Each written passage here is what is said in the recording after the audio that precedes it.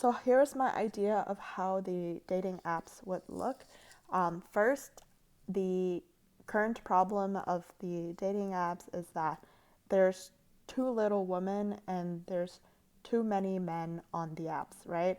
Like I think there's only 30% of women on average on all of the current dating apps in the market right now, which causes a very bad phenomenon where girls are using it like a supermarket, and the boys are chasing after like a very small amount of girls, and in order to get any matches they have to lower their standards, whereas girls are reluctant to swipe anything below their standards, but their standards are all essentially the same. So what ends up happening is that the top top guys, or like the guys that matches the majority of the girls' standards, will get all of the matches, where a lot of the average guys are not getting any at all and have to sacrifice on their um, league so that they can um, get some matches. So the first problem here is the ratio of men and women and the amount of women actually staying on the app to actually get committed to dating. So I think that for the app that I want to use, first, it needs to solve that problem. And we can use it by applying the play to earn mechanism in there for the girls. So girls can swipe to earn, and their activity like messaging, and it has to be genuine, which will be calculated, and that will incentivizes them to go on the app and stay on the app, right? Because their incentive is not going to be the guys most of the time.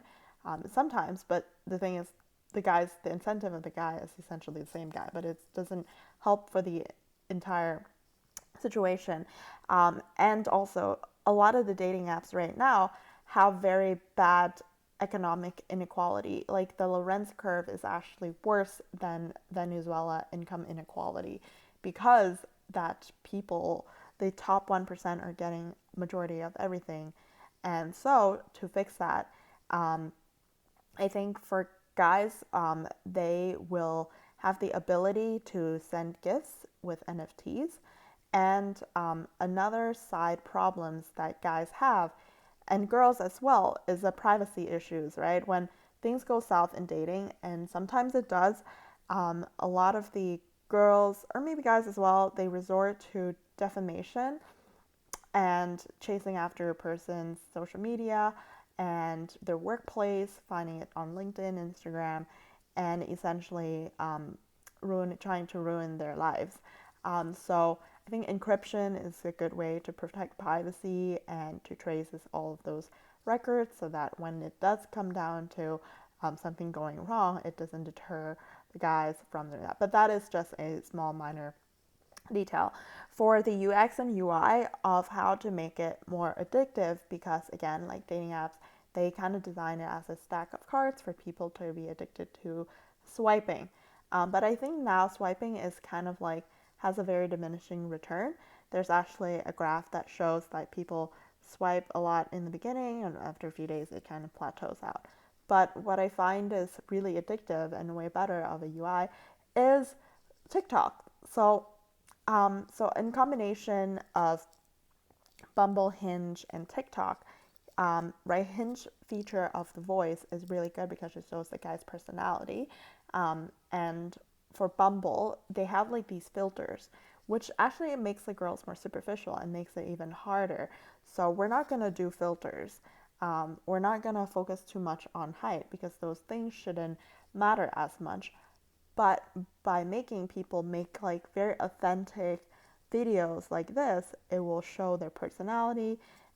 It's a lot easier to connect with, and it's really addictive to swipe as well. And you can make a decision really quickly. It's not like curated photo, Instagram perfect. And I think the young generation nowadays prefer TikTok for the authenticity part of the app. So those are the features that I think would be important for the dating apps to have. And with this, I think we can be able to solve the economics problem. And for the tokenomics on how the token has values, well, I think of this as like the combination of like learning about Axie Infinity play to earn economics and why FTX coins crash. Like the value of the coin comes down to how many people hold it at what price, and for the economics to sustain itself. And the reason why Axie Infinity fails is because the next guy that comes along that buys the Axies for like 300 each, so to play a game is like $1,000. It's like the next guy will hold the bag, and it crashes when the price goes down and people stop playing the game and start selling. So, taking that into account, I think that we need to figure out a way for the tokenomics to function tightly, for people to be incentivized to hold it. I think the guys will be the one who is buying it to send gifts to the girls as NFTs, and the girls can earn it by swiping. So, in a way, that is a self incentivizing system, because a lot of guys now are paying for super likes, and they also pay for their profile to be appearing on the apps a lot more.